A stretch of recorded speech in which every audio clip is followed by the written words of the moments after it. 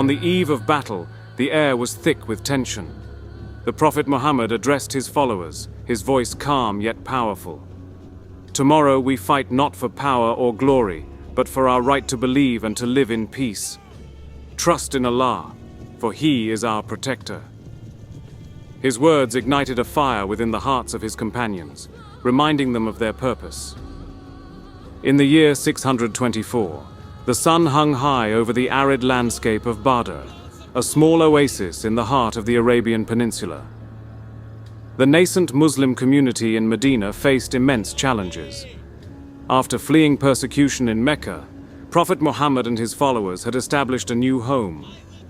But tensions with the Quraysh, the powerful tribe that controlled Mecca, were escalating.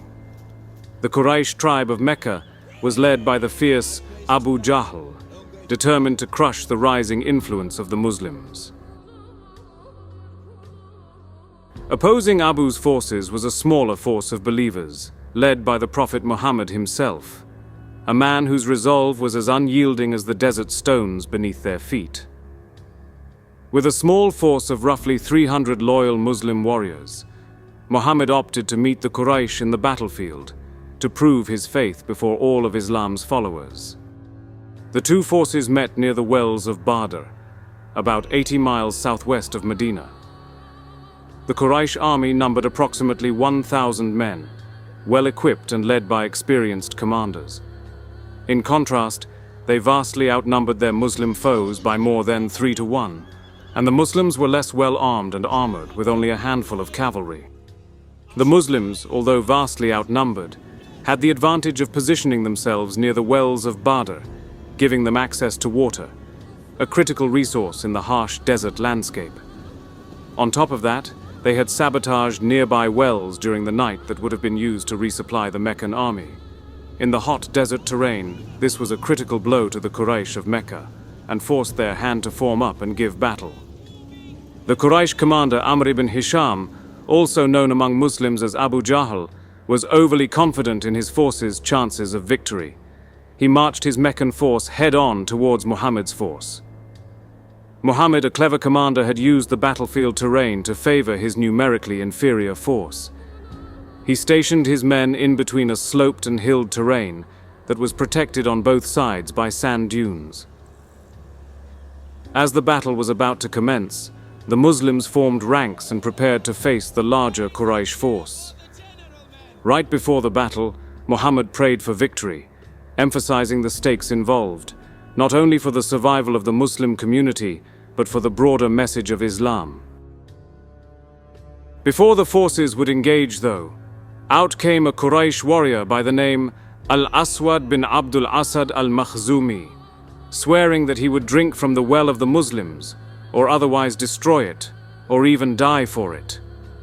In response to his cries, Hamza ibn Abdul Muttalib, one of Muhammad's uncles, stepped out from the Muslim ranks and met Al-Aswad on the battlefield. They began fighting in a vicious duel. The clash of steel swords rang out on the battlefield, though Hamza had gotten the better of Aswad. He struck Al-Aswad's leg before dealing him another blow that killed him.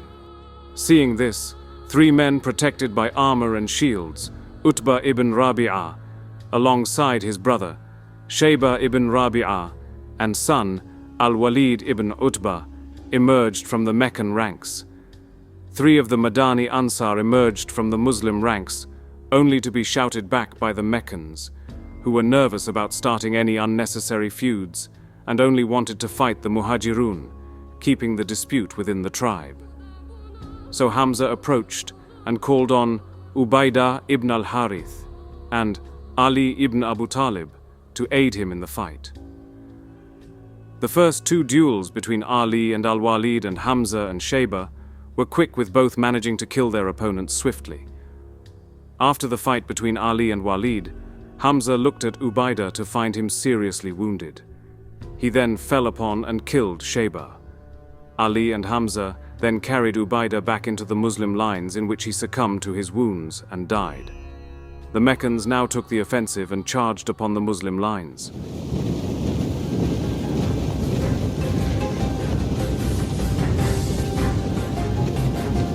Annoy the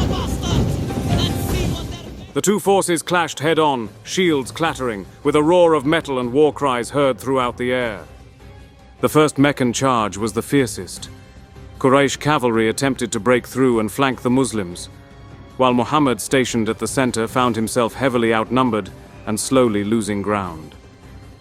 Fighting fiercely enough, the Muslim center managed to hold firm, absorbing the initial shock of the Quraysh charge. Muhammad then sent reinforcements to the flanks to prevent being outmaneuvered.